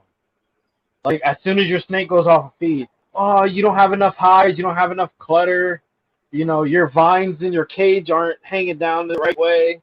It's like it has to me like it has some of it to do with it, but they just like if you have the wrong thing when it comes to ball pythons, they just like attack you. And to me that's stupid. Like why? We're all in it together. We all need to figure out a solution. I got 50 ball pythons, and out of that 50, 2 of them don't eat, when they're supposed to. You can't say it's husbandry, right? Because if it's husbandry, then everybody in that same rack system would not be eating. Yeah, for sure. It's just one of them. You know what I mean? So it's like, how can you sit there and make a person look like they're being a bad ball python mom or parent, whatever they call them, because they don't have enough clutter in their cage. And then a lot of people that sometimes those people that make those comments, they may not even have a ball python, and that's what kills me. And they I think that they can make a comment about something like I don't know. Not to change the subject really quick, but Sonora, her payment, you have my IG already. Hit me up on IG with your address. I'll send that shit out tomorrow morning for sure, 100%. It'll be out the door, on the way. I got your stickers today, BPL. Thanks a lot, dude. You're welcome, Dragon Whisperer. Oh yeah, dude. For your boa, you both have boas, or no? You just have a boa. Yeah, I just got right. Do you have a hide for your boa? Like, does your boa have a hide? I actually bought I found some on like Amazon. It's like a Exoterra extra large like rock hide, and that's just like this fucking big. Like it's freaking huge. And I bought 2 of them, and I got them like he's probably like 3 feet long, but I just got him like a 40-gallon tank like right now until I can get him like actual. I'm gonna build him like an actual like PVC enclosure. Listen, this is just from my experience. When it comes to building stuff that's PVC, you might as well just go straight up through Boa. Like I bought my PVC enclosures from Boa Master. There might be cheaper ones, but the Boa Masters I got for my boas, for the price of them, I felt like it was worth it. Like it was less than $200 for a full enclosure. Well, what I was gonna do was I was gonna make a video about it, and that was one of the main reasons why I wanted to do that. Yeah, I was gonna do like a DIY like video. Man, I priced it out every way that I could, and I'm like, for what I'm paying in materials, I might as well just buy it from Boa Master because they got the CNC machine. They buy all the black PVC and at cost. You said it was Boa Masters. Boa Master. I think on sale it was like $160 plus shipping for a 4-footer, and that's what I keep my male in because my male, he's 7 years old and he's only like 5'7". Yeah, make sure everyone watching right now, you guys smack that like button and share the shit out. Because I want to build them something that's. I think I was measuring out like on my shelving system that I got. Probably 4 foot by 3 foot by 3 foot high. Like, because I want to have at least a good amount of like space going up, so that way if you want to, come up in Yeah, it has a I good mean, climbing space. if you have the means to do that and to build something that high, then I mean, go for it. Like, this is what I realized with my boa. Like, I wanted to do all that stuff too, but then I realized, like, I took the one thing I messed up with him, and I think that's how boas are. I feel like boas need a hide. If they don't have a hide, they start going on the cage and start nose rubbing and Yeah. start acting all crazy. Mm-hmm. And once I got him a hide, he stays in his hide like 24/7. It's rare he tries to climb. He's in his cage and stuff like that, or branches, but he'll climb them. Yeah. And that's what you say, like, oh, your snake needs enrichment. Like, they used to, that's a new word that I see now that I never saw before years ago. Enrichment. Like, your animal needs more enrichment. And I gave him more enrichment, but he don't use it. I mean, in my boas, they got plants. I got fake plants in their cage. Mm-hmm. Like, they look nice because, one, my wife looks at them, and they're in my bedroom. So I want, if somebody like walks in, wow, that looks really nice. I don't want it to be a plain cage with just newspaper. And back in the day, that's what I used to do. Like, he just had newspaper, a cardboard hide, because that's what I had, and then a water bowl. But now it's different. They all have like hides. It looks like a jungle in the cage, but he don't even use that stuff. He don't care about that. He cares about his hide and the food. That's it. But like, I don't know. I think he'll sit in that probably for a little while. But I gotta get him something like you saying. Like, I gotta get him something a little bit bigger. I'm gonna go check out that Boa Master. So I got it saved on my phone. I mean, when I ordered, I bought something used off of somebody, and that's what got me started. And my dad always say, "Oh, you got to get a Boa Master. You got to get a Boa Master," because I think back in the day, there was the thing. They've been doing it for a long time. And I ordered one off of them, and the nice thing about Boa Master was, like, I bought that used one, which is an older model, and I bought a new one. It went. The pegs and stuff, everything matched up. Like, the racking system just stacked right on top of the other one. Oh, okay. I see what you're talking about. Oh, yeah. Yeah, so, like, you got a male, right? Is your snake a male? I'm pretty sure he is. Yeah. You don't got a probe kit? Have a good night, Spider Mom. I was thinking about getting one, but I'll feel more comfortable letting somebody show me how to do it first than, like, just trying to, go in for it. Yo, you know what? For boas, and this is just my opinion, I watch YouTube videos, of course, and then with a probe kit, when I probe my boa, probing a boa is totally different than probing a ball python. I don't know how it is for corn snakes and stuff. I don't know how their cloaca is or anything, but I feel like the boa is just like spin it, and then you go in, and you just real softly, and once it stops, like, like, with 3 scales, it's a female. But when you got a male, that probe stick goes all the way through. Like, there's no guess. Is this the female? Is this the male? No. It's either that probe stick goes all the way through, or it just stops within 3 scales. It's very easy. It's very easy. I mean, it is better if you find somebody that knows how to do it. I didn't have anybody to show me that, because in my area, anybody that probes, it's all popping, and to me, pop is more dangerous than probing. Mm-hmm. Because that's what me and Bpl talked about that a little while ago. What, probing and popping? Yeah, probing and popping. Because, like, he tried to show me how to do it on a live stream, and, like, I kind of played around with it a little bit, like one of my ball pythons, but, like, I know that boa will bite the shit out of me if I do that. It's not even a biting part. Like I said, like, when I first started popping, I don't know, I'll say I have 10 snakes. Like, now I got a lot more. You know what? Like, there's a snake in here. The males, sometimes they're a pain. You can pop them all they want. You're going to think they're a female. You know what I'm saying? And that's where the danger comes in. Like, you buy a snake from a show, the guy's popping it. You don't know how good he can pop. You're buying a female. Go ahead. What do you use for, like the grease, like the lubricant? Petroleum, straight up petroleum. Okay, that's what I was thinking too, like petroleum jelly, because I was gonna get like some of that too if I did. not even a lot, just like a little bit, just dab it. And then the trick is like you look like my kit has, I don't even know where it's at right now, but my kit has like 4 or 5 probes. When you look at the probes, you start to see like, all right, this one's for little babies, this one's for medium-sized snakes, and probing safer. It's one of those things like I got a mechanic background. You don't force things when it comes to putting stuff together. Same thing with snakes. You don't force probes in. If you feel like hitting something, you don't say, I don't know. I don't know if this is it, and then you shove it in further. Like, that's not how it works. You can especially mess up the whole mating thing later on, too. Oh, my God. You could mess up. Like, your snake will become... That's why I'm saying, like, I buy all my ball pythons as juveniles mostly, unless proven already. The only one that I didn't buy that was proven was Odin. And the reason why we didn't wait and name him because we weren't sure. So the first time he actually, because the previous owner was feeding him 1 mouse every 2 months. I was like, wow, dude, that's horrible. So once he actually ate a rat for me and he pooped for the first time, like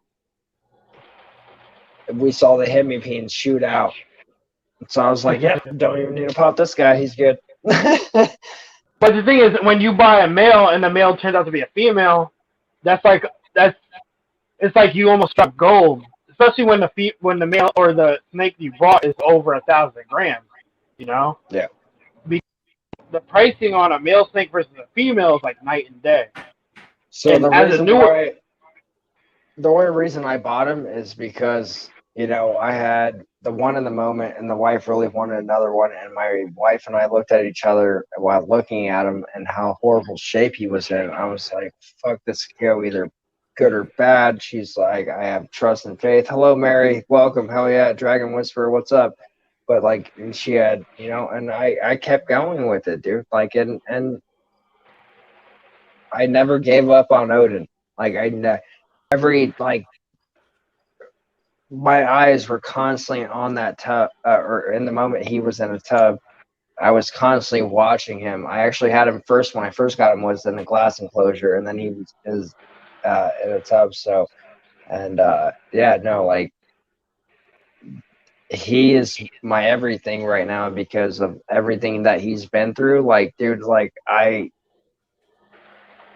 I don't know, for him, like, I don't know, man. He might be just a plain old cinnamon to most people, but to me, like, I felt like I gave him that because in the beginning, dude, he would hiss and try to snap at me and all that shit.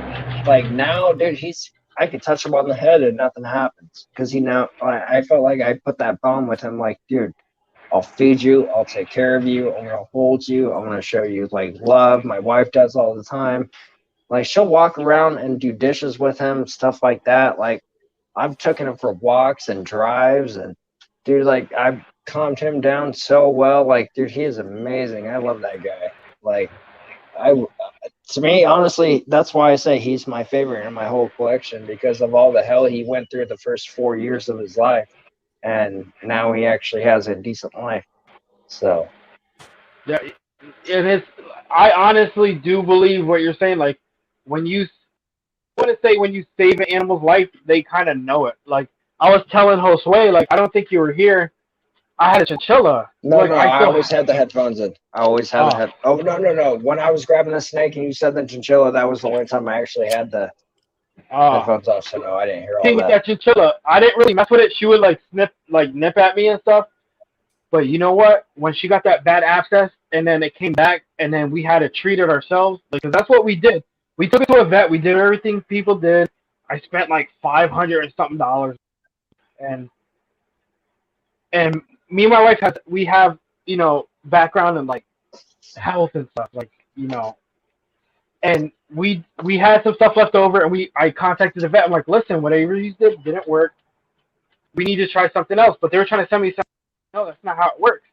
You try to treat my animal, you're going to finish treating it, and this is what I think we should do. So we wind up doing that, and you know what? We wind up saving that chinchilla's life. And you know what? She wouldn't mess with me. She would always... Now I could do whatever to that animal. Yeah, and you know what? When I go when I go to arcade, she runs up to me. She literally jumps on my hand and lets me carry her around everywhere. She was never like that with me. Never. I never even messed with her like that. Yeah, But I think animals That's do cool, know though. that when you save their life. They know their life. Like, chinchillas are dope, man. That's crazy. I love to I get one of those one day. Yeah, I got lucky. My dad bought one out of the whim. Like, my dad always been into animals. He's like, hey, do you want the chinchilla? I'm like, okay. So I took it. But I would have never known. I would have had to spend on a chinchilla for a vet visit because nobody does. And that's the whole thing about taking in animals. You take in animals like, oh, this person has a ball python on Craigslist for like $200. That's cool, but in your head, are you thinking like, what is this going to cost me in the long run? For sure. But I do believe animals do know that you saved their life. Brianna, I don't think I've seen you before. Welcome. If you're new to the channel, please subscribe. And I'd appreciate it. But no, man, I feel you what you say. Like, trust me, like I said, like you go back to the beginning of my channel, see him in the glass enclosure, and like he's hissing, and like you build that animal, like you build that bond. It's like my one snake. Like, I always call him by his name because, like, I got a lot of ball pythons. I stopped naming my snakes after a while, but like my boa, his name is Samson. I'll never call him by anything else. His name's Samson because to me he's like a kid. He's my, you know what I mean? He's like another kid of mine. Because I built up that rapport. I got him. Like, I broke him into certain things, and we went through a lot together. And it's just when you become a breeder, when you become an animal keeper, it's a part of the game, And even the things I don't name, like these females that I'm breeding, oh my God, they're driving me crazy, And I feel like that builds up a relationship with them because it gets to the point. Like, I don't know how a lot of these people will be like, they sell them right away, And you see that a lot around the breeding season. And it's like, I told my wife, like, I can't do that. Like, there's females I can't part with. I just can't. I don't care how many clutches they give me. I don't care how many females they make over the years that become breeding ready. I want to give them up. So before, we got like 20 something minutes left. So I'm going to actually do the second shout out. We do this twice a night once I said it. And then we'll continue the show. And Josue. And 3, 2, 1. Bam. So, all right, guys. We're going back to it one more time. As you guys know, we normally like to give some shout outs for the show a couple times throughout the show. All these people on this list that you're seeing here are all super cool YouTubers and ones that we support in our endeavors here on YouTube to get monetized. So to start out on this list, you should definitely go check out if you don't check out anybody else other than the guests that we're having on the show. So you should definitely go check out Ball Python Love. He's a super cool guy. He's the P to the E on the P&E show. And he also does a lot of cool reptile feeding videos that he has with his ball pythons. And if you guys go check him out, you can see all the cool morphs and things that he has. And, go check him out and turn on your notifications as always. Next up, we got My Animal House and Iron Dog Reptiles. These guys are two guys that always mention together because they run the Iron Animal Show that comes out Mondays, Wednesdays, and Fridays here on YouTube. So you guys should definitely go check out those two guys. It's a super awesome show, and they all each have their own individual awesome reptiles. My Animal House has a lot of insects and things. He has a black widow, I think a praying mantis, and I think Iron Dog has a centipede, if I'm not mistaken. Then we got Venom Wonderful. He's another cool guy from here in Georgia. He has a lot of the venomous snakes that we can own here. Super cool guy, and he also has that giant pixie frog that's big nasty that's eating mice and rats and stuff. So definitely, guys, go check out Venom Wonderful and Derek's Reptiles. He's another one of our brothers in the community. He makes podcast similar style videos, kind of like what we're doing here. And he also makes videos about his reptiles that he has. And he has a super cool carpet python. So if you guys want to go check that out, go check out Derek's Reptiles. Next up, we got OSMR Balls. He's another cool brother and friend of mine of me and BPL. He's been getting a lot of boa constrictors recently, like I mentioned earlier. So you guys definitely go check out him if you want to see some cool boas. We got Not Lose Exotics. He's super cool guy. We got J&G. He's gonna be on the show coming up soon. So go be on the lookout for that. He has a lot of the venomous reptiles as well. Alberto Arroyo, KY Constrictors, Hilljack's Life. He's actually came up on the live stream and he showed us the albino Western Diamondback. That was super dope of him. They actually showed us a little small feeding video with that. And we got Desert Wolf Armory. He's the guy with all the rattlesnakes, and he's been on the panel a good couple of times. So you guys should go definitely go check him out. And if you want to see some rattlesnakes, he goes out herping it all with them and brings it back. He has breeding projects with him, all kind of real cool stuff. So definitely, guys, go check it out. So next we got on the list, we got the E in the show of the P&E show. We got Josue's Exotics. I mean, he has exotics. He has frogs to the whole like rattlesnake, the ball pythons, the boa, breeding his own rats. Trust me, like more's gonna come to the channel for him. I know it. Definitely stay tuned, especially tomorrow being the show on his channel. And then we got Reptile Feedings, badass guest from Florida. Had him up here as a badass guest. Like, would love to have him up here again. We had Spider Mom 1978. She actually was one of the best shows we probably did with, besides tonight, maybe. But she put up a badass interview, and she showed us a lot of tarantulas, and it was kick ass. And we got Joe Chandler. Joe Chandler puts up some badass. If you're into venomous and you want a badass venomous proof cage, definitely check out Joe Chandler. Then we got Cold Blooded Monsters. That's another good brother of mine. Hopefully all is well with him. We got Todd Autry, good friend of mine. He does a lot of herping, has a few venomous. We got Fitz Family Constrictors, aka Yeeper. He was in here a little bit, said hi on the left again. Then we got Reese's Pythons. He was actually in the chat. He belled. Cool friend of mine as well. Roz Reptiles, Chomp Chomp. Gonna have him up here as a guest. We got all Proper Royals. Proper Royals was a good guest. He's moving right now to Florida. So once he gets back to Florida and he has his whole snake room set up, he's definitely going to come on the live again. Cannot wait for that. We got AEP, Always Evolving Pythons. Miguel was a cool ass guest as well. Definitely check that out. That was on Josue's channel. Then we got TNT Balls. That's Todd. He breeds a lot of ball pythons. And if you're interested in that, go check him out as well. I'm going to let the next one to Josue. All right. So next up, we got D's Balls and Exotics. As I mentioned before, he was a super cool guy with all the Burmese python. Burmese pythons that we got to see. Dude, super awesome. Those are one of my favorite snakes on the planet. There was I forgot the other one. We also got to see Anaconda too. But yeah, definitely with the Burmese pythons, you definitely go check out D's Balls and Exotics. He has a couple other ones too. He has Savannah Monder and things like that. But it was super awesome video with that. Area 51 Morris, we had a good interview with him as well. We're hoping to get him back up here so we can see some of his snakes as well. We got Doug's Monsters. He's one of our friends from over there in the UK. So big shout out to him. Thanks for him always showing up and joining the live stream. So we got Mary's Pythons and the Holy Balls. One of my favorite interviews, hands down. I love talking with them. The energy was super cool, hanging out with those guys. Her and her husband, Mitch, and they have a lot of real cool snakes.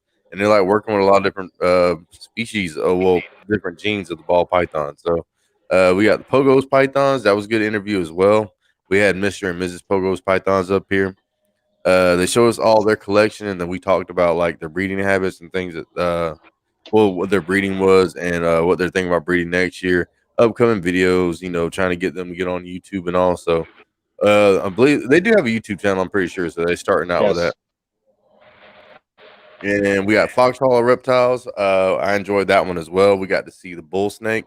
So you guys all know, what bull snakes are, but they're pretty big snakes, I would say. But they're still fairly small body snakes, not like super duper thick like a huge boa constrictor would be.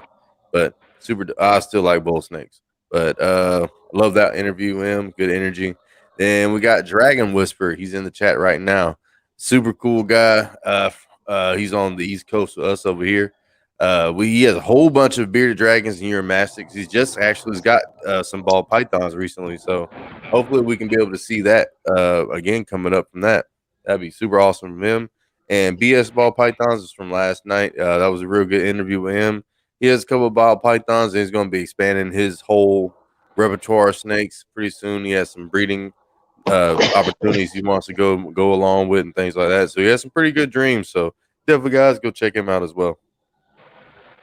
Oh yeah, can you get the next one? So next up, we got our Cash App and Venmo. So if you guys would like to donate to the P&E show, this is both me, Ball Python, and both of ours up here. So you guys can donate anything, and that is more than welcome to us. And oh yeah, I got the next one. So the Pythons and Exotic show. So we have 3 different tiers on the Patreon. Next Patreon's actually here pretty soon. So if you guys want to, go to the Patreon and follow us on there. There's 3 different tiers. There's a $5 tier that gets you to watch the stream, a $15 tier that gets you to watch the stream. Plus you get merchandise. You get to comment during the live stream and all that. And with the $20 tier, the final tier, you get to actually come up and hang out with the guests and whatnot. But we're actually going to add some stuff here soon to the $20 tier. So you guys, your best bet for your money will definitely be the $20 tier. You'll be guaranteed stuff probably every 30 days. And we'll keep up with it. So, yeah. So if you guys want to do that, that'd be pretty awesome. And once again, we have 3 different tiers, a 5, 15, and 20. So if you can't have, you want to go over there and check us out over there, that'd be much appreciated. But back to our guest tonight. And once again, in his list, his description as for his YouTube channel is down in the description. That's Balls Are Us. So definitely check him out, you guys. I don't know if you see that Ball Python Love sticker on the tank back there now. I'm looking now. Okay, I got to solo you for a second. I got to see. See it back there? I see it. I see it. Yeah. No, I see it. It looks good. So we got that one on here so that way we can see that one. It matches the whole thing. And dude, the P&E stickers here soon. And by the way, everyone that's been a guest will get a P&E sticker, and that's the only way you could get a P&E sticker for now. And we got Proper Royals in the chat now. He's tuning in. What's up, Proper? So somebody in the chat asked about handling a snake when you first feed it. Like, when can you handle it? I don't know what you guys do, but like me, 24 hours, 48 hours. See, it depends on the size of the meal for me. So 24 hours is the minimum you can handle a snake, from what I understand. So like, but it depends on the size of the meal. So if you feel like my boa, a normal sized meal and the temperatures are right, then if I have to take them out of the cage, I will. But that's only if I have to. If I have to do something, got to clean something, just something's not right. But usually I try to wait longer than that. Like, I had a snake the other day that I fed, and when you get so many snakes, like, sometimes you forget to log when they ate. And I had to pick her up. But there's a way, like, when after a while you get to, all right, I just fed the snake. I could tell. Because either you feel it, like, when it's running through your fingers, you could feel like there's a meal in it still. But even then, you really don't want to mess with it because. See, that's what I'm saying. That's why I only held Odin for so long, because tonight probably has been around 78 hours, but still, where his stomach is, you can see it's still slightly bulged. So that's why I put him back, and I was like, yeah, let's just keep holding him tonight. Like, no, let him be. Like, see, I had a cow went off of feet. Like, she stopped eating. And I fed, like, when my snakes go off of food a little bit, I feed them a rat pup. I feed them a smaller meal than they're used to. So, like, at first, I'm like, damn, I don't know if I fed her or not. I don't remember. Miami, hello. But when I held her and then I looked at her stomach a little bit, I'm like, all right, she has a meal on her still. And I put her right back. Like, I mean, don't hold them to, like, carry them around and stuff, but it depends on what you got to do with them. Yeah. Yeah, because I wait at least about 3 days before I really start to mess with them or so. You know they what? got that bulge, yeah. I touched one snake the one time I fed her. The next day I had to pick her up to do some. I had to clean out, like she made a mess in her.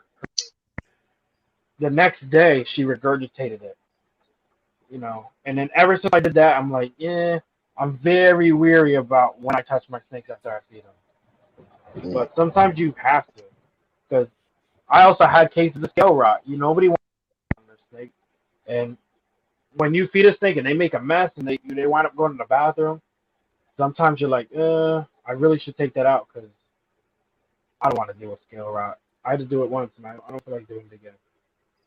I'm waiting on this bowl to shed though, because I know when he shed, he's gonna take a shit and it's gonna be everywhere. Oh shit! Read that. Oh shit! Hopefully everything goes well, dude. I am so sorry. Oh man. Lizzie, wife had a stroke. She's in the hospital. That's crazy. Like I came to the field and the last place I worked was it was a rehabilitation place and strokes ain't no joke. Sometimes you recover, you're fine, but sometimes you have a stroke and it's like you forget how to do everything.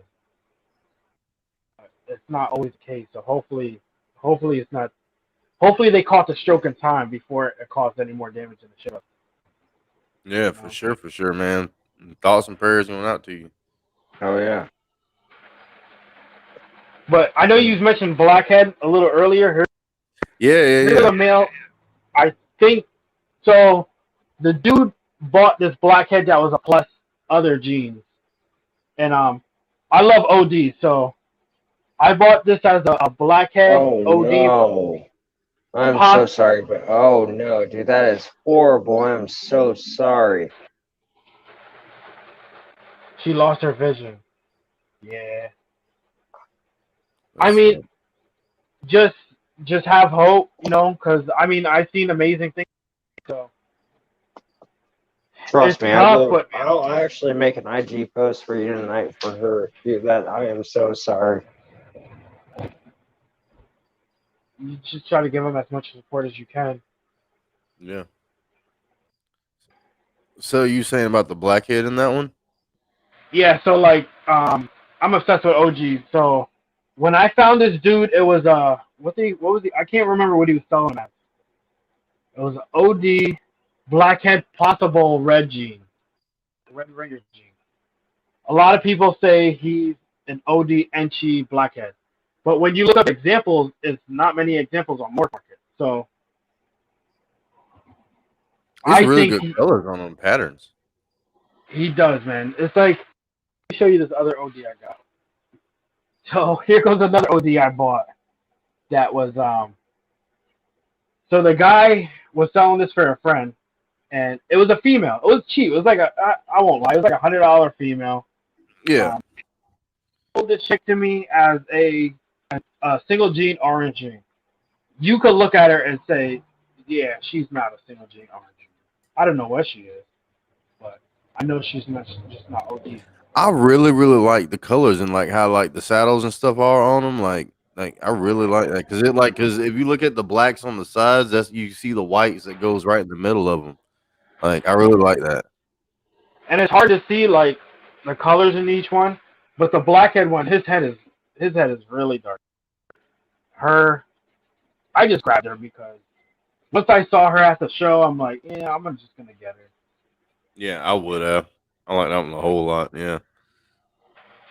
But I can't wait. I can't wait to make some super OD with her. I can't wait to try out a blackhead. I'm not 100% sure because when you look up OD blackhead, Enchi or red gene, there's not many examples to even like go off of to kind of like confirm like what it looks like. But he got some great colors. I love how he looks. And he's gonna be one of my males and I feel like with ball pythons, man, that's like one of the cool things to do is like prove out genes. Yeah. You could buy genes all day and like, I know this is from a reputable breeder that this is what it is, blah blah. But to me, like this male, I can't wait to breed him to see what he pops out, to see what the outcome would be when I breed them to my single gene OD, because I'm pretty sure that's what I'm gonna put them to, is my single gene OD, to make some super oranges, and see how Blackhead interacts with that, if he has Blackhead in him. Because that'd be the reason why, like, I would love to get into breeding, because like the genetics behind everything and just all the different ones that's out there and like the possibilities. Because you might be able to create something that's nobody has, like, you know what I mean? It'd be like a world's first kind of deal. Like, you know, just keep mixing around and coming up with new genes, seeing which one works better with other ones. Because I know some of them won't work well together and stuff like that too. Nah, damn, you say that, and I'm trying to think of what gene. There was one gene that I'm like, I would never put together because I just feel like they're hard. And I can't. Because a lot of people, they said the spider gene is a real bad gene, but like not all I'm of them. sorry. Like the spider does well with a lot of things. I actually just came back. Spider. My bad, guys. I actually wasn't here for most of that conversation because me and the wife actually took a moment of silence to hope the best for Moon Over Miami's wife, and man, Yeah, that's rough, man. but yeah.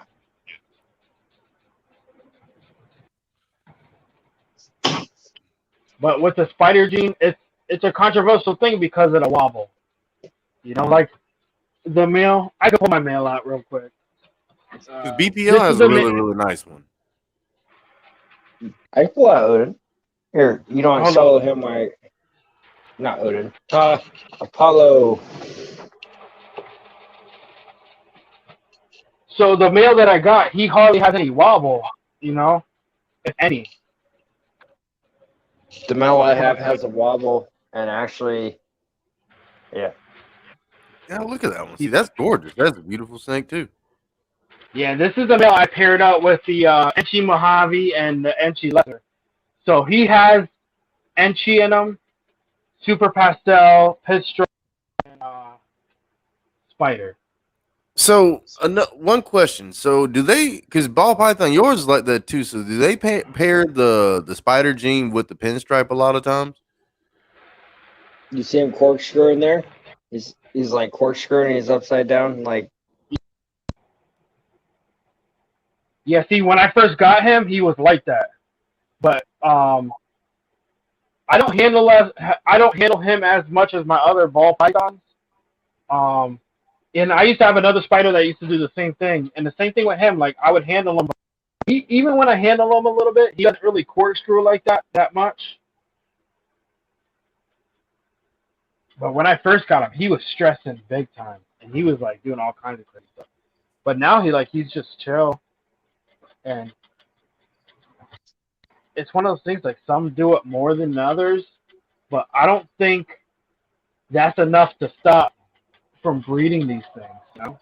No, I mean, once again, I got a male. So he has spider in him, and he's a male, and I got a female cinnamon that's a spider. So, well, a spider pinstripe as well. So, but there's no super pinstripe, and there's no super spider, so I can't make those two together. But I will have spider in the genes down the road. Is there a super spider? No, they die. That's deadly. That's deadly. Deadly. Oh.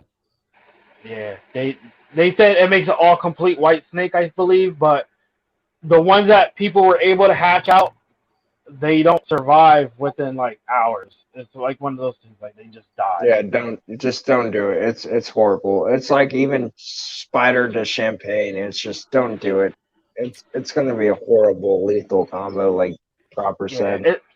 It's not ethical. I heard some people do it, but it's not an ethical thing. It's like I got a French bulldog, and I'm gonna breed my dog with another French bulldog that has issues because it's an ethical thing. You don't want to breed something that's gonna have either have potential to die or to just have a horrible life. You know? Yeah, true that. Yeah, I didn't know that. But do I asked before, do they normally pair like the pinstripe and the spider together? Is that like a good combo? I mean, yeah and no. I mean, like I've seen a lot of people do it, but I mean, it's not a bad combo. I think it's because you got pinstripe. Pinstripe already has a reduced pattern, So all right, so No. like me, like I'm gonna have a horrible time trying to like identify these snakes. So you take spider, which has a reduced pattern. Then you take I want to banshee bring that has out. I'm just gonna bring out really quick. Keep talking to him. I'm just gonna pull out a fucking pure pinstripe. So like once you start adding spider, pinstripe, and enchi, like all those reduced patterns. So like I'm expecting to get snakes that have almost like no pattern. But how can I tell if some aren't like good examples of pinstripe, really good examples of spider, I'm saying, without actually proving them out and breeding them again? Yeah, Buzz Lightyear, hell yeah, brother, welcome. But there is a normal pinstripe. You know what's See, a dope pinstripe combo is Female. a trick pinstripe. If you throw trick and pinstripe, oh my god! To me, it like the trick jumbles up the pattern so crazy. It's crazy. because I really like the pinstripe too. That is a really good, that's a really pretty snake. Yeah, and they're nice and In gold. person, yeah, in person it's like a bronze and gold color. Mm-hmm. Very beautiful, but like the back stands out in person a lot more along that dorsal fucking pattern right there, like just going all the way up. Like, Is there a albino pinstripe, or is that not a thing? that's the thing. Yeah, hell yeah. Like pinstripe is more like a pattern thing. So like once you throw albino to any kind of morph, what you're doing is changing whatever that morph is into an albino. So certain albino combos I would even do because it's like you can't tell what it is. Like orange dream and albino, I would never do an orange dream albino because you're gonna get an albino with an orange dream pattern, and that's if you could tell the orange dream is even in the snake. You know what I mean? Okay, I got you. So like me personally, like my decision, I wouldn't pair something like that. But like a city albino, a cinnamon albino, I would do something like that because the pattern it gives the same more contrast. So the biggest, so if you want to be okay, so basically everything we have, right? Unless you have something that's never been produced, which is going to be like, you know, I still haven't seen Sunset Pied. I mean, whoever does that, that'll be the world's first. Whoever does the Monsoon Pied would be. I don't think I've seen that either. Like, I mean, there's plenty. And then you add like albino in, and then like, you know, let's just say clown down the road, and then shit like that. Like you're fuck, dude. You'll definitely be the world's first for a lot of badass recessives. But what about like a super monsoon? That's if you monsoons are recessive, so you can't make a super. That's just it. Gotcha. So you need 2 copies to make it. So, but there's no super. Now, if you could find something that's like allelic, like I don't know much. Big fan of mutation creation, and I know they do like clown and what's the new gene that they came out with? Yo, sorry, really quick. I hope all is well, dude. I'm not joking. I will definitely be thinking of you and your wife all night, man. After this live, of course. Right now we're still in the hands of Balls R Us, but after this live, your wife and you will be in my hands. And please hit me up on IG at ball.python.love. Like, dude, keep me updated. I will really, really, truly want to know. But not to take away from you, dude. Like, back to you. So, like, dude, there's never been a Monsoon Pied yet. No. Like, I follow mutation creation. The last couple of months I've been so busy, I haven't been able to watch his videos. But if anybody's going to hit a Monsoon clown, it would be him. But he's still trying to prove out some Monsoon stuff he has. Yeah. So, I mean, so have you heard of AEP? AEP? No. Always evolving. Yeah. Oh, yeah. Always evolving pythons, yeah. So he was actually a guest up here. Yeah, I saw that on your one thing when I was checking it out. So, he got a bunch of stuff, too. He actually has the world's only clown sunset male, and he's hoping to add like other shit into it because he'll be the world's first to produce it, dude, and that's bad the fuck ass. I did see when I was looking up sunset because I was like, that was another thing I wanted, sunset. And I almost had a het sunset, but the amount of time it would take me to produce a real sunset, like a visual, I was like, no. Because the dude that I was buying my racks off of, and he a bunch of snakes off of, he has visual sunsets, which they're gorgeous when when they're younger, they're gorgeous. Yeah. When they get older, they're not as great looking. But they're still nice looking snakes. But Josue, it's on you and the guests. Like every night, we hit that 2-hour mark. You guys want to keep going? You guys want to call it quits? I ask this every night.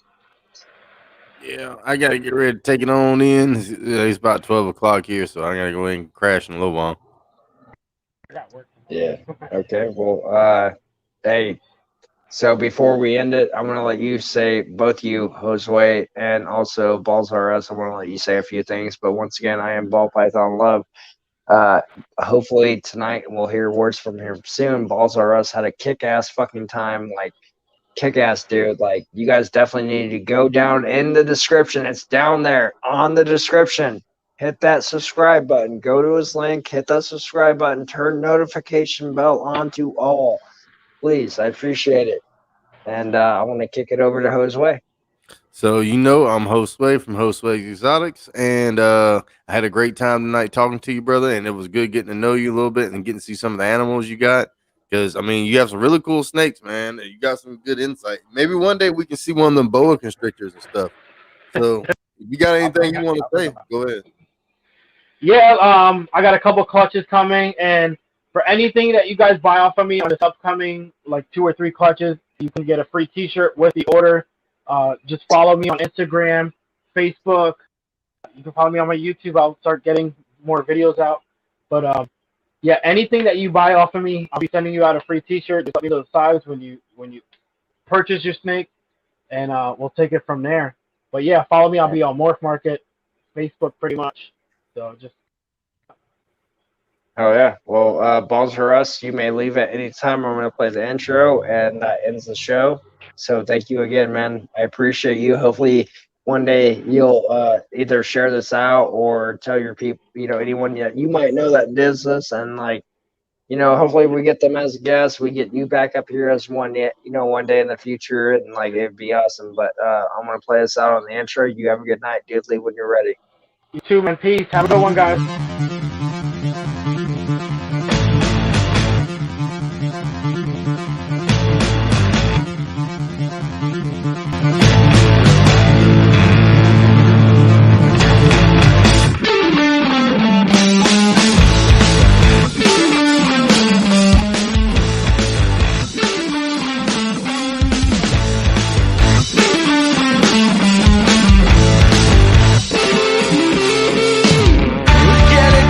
Sense of danger.